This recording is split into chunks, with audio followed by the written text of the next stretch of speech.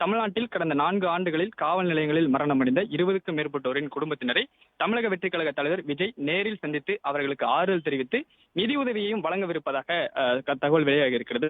அது மட்டுமின்றி காவல் நிலையங்களில் காவலர்களால் விசாரணையின் போது கடுமையான தாக்குதலுக்கு உள்ளானவர்களையும் விஜய் சந்திக்க உள்ளதாக தகவல் வெளியாகி இருக்கிறது.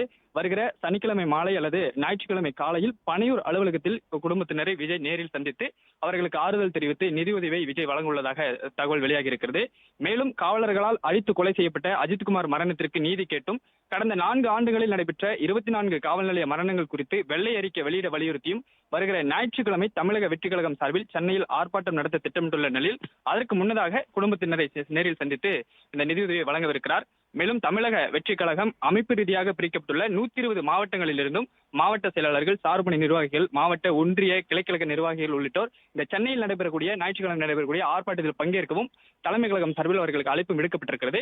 வருகிற சனிக்கிழமை மாலை அல்லது ஞாயிற்றுக்கிழமை காலை இந்த கடந்த 4 ஆண்டுகளில் காவல் நிலையங்களில் நடைபெற்ற அந்த காவல் நிலையத்தில் மரணித்த அந்த குடும்பங்களின் நேரில் சந்தித்து ஆறுதலையும் நிதியுதவியும் விஜய் வழங்கவிருப்பதாக தகவல் வெளியாகி இருக்கிறது.